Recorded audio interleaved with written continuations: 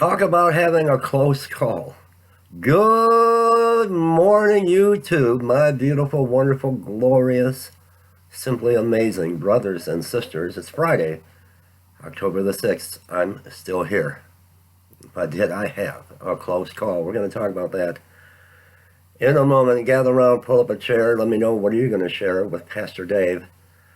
I have been given one more day to go out and to glorify God's kingdom and bring glory to the Father.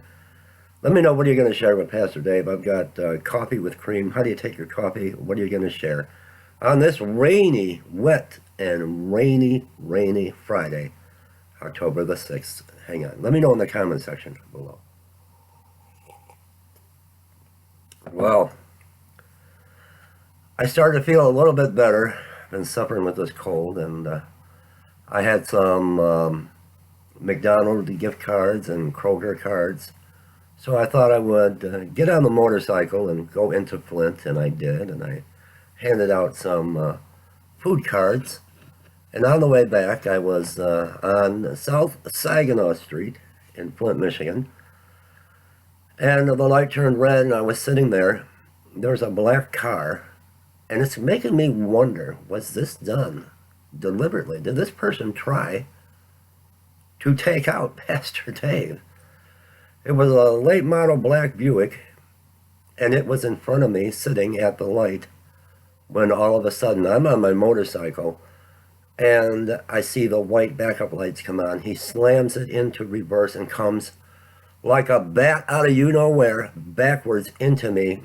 Motorcycles don't have reverse, so I'm trying to use my legs to back up. I can't get out of the way.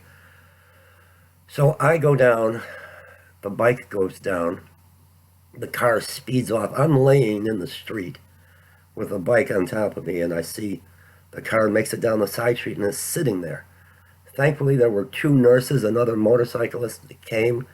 Everyone got out of their cars and came to my aid and to my help, and I'm so thankful. But talk about a guardian angel. There were a lot of guardian angels that day. But my life was spared. I just got a banged up knee. My knee is in a lot of pain. I went right down on my knee with the bike on top of me. The bike's a little scratched up, but that's okay. All I could think of is I got to get off of this bike. They are going to back right over me. I have to get off of this bike. So I laid the bike down and I went down with it.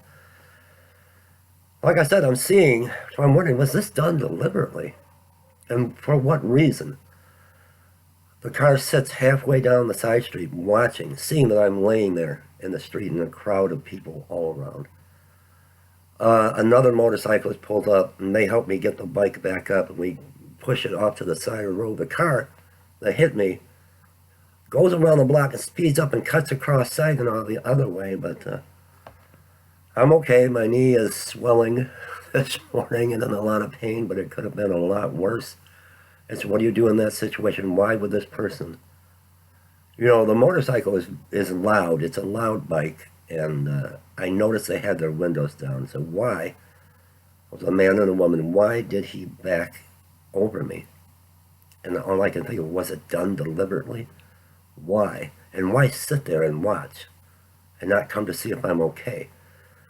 Thankfully, two of the witnesses, talking about two witnesses had the plate number, and we were there about 45 minutes, and the police came, and they got the plate number, and they're trying to find the person. They're going to the house, but the car's not there, so they're going to impound the car. I'm waiting to hear from the police later today, but I'm okay. I'm tough. I'm a tough old pastor. I've been around the block a few times in my life, so I'm tough, but it could have been so much worse. And in today's day and age, when we see all that's going on the news and across the news channels and the headlines about so much hate in the world, there was a lot of love for me yesterday. Everyone got out of their cars and everyone was seeing if I was okay. Two nurses stayed with me until Christy got there and the police got there. They stayed about 45 minutes, two nurses, they stayed right there with me. And another motorcyclist and his wife stayed with me. So I want to let everyone know I'm okay. I think I'm okay. I just wanted to, a little bit of therapy, get on that bike and go to Flint and try to do something good. And but all's well for right now, hopefully. I'm keeping an eye on my knee today and see how it's going. We got another tropical storm. They're saying it's going to be a Hurricane Nate now headed for America. October, I said, was going to be a month like never before. I still feel something coming. Between the 11th and 15th, right around that area, I don't know what's coming, but October, I pray we can go home. I really pray that all of the date setting will stop and we can finally go home. At 5 minutes, no offerings have come into our ministry, and we're really hurting. Like my knee's hurting, our ministry's hurting, and I just want to once again, she wants to remain anonymous. I want to thank the person that sent me this card. Isn't it beautiful? And the $100 to our ministry and outreach to the homeless. I am heading out to Flint. It's raining today, but I'm heading out to Flint. And we're out of supplies. We're out of everything. We have no supplies left. We need your help. And I'll put all the links to how you can help with this ministry below.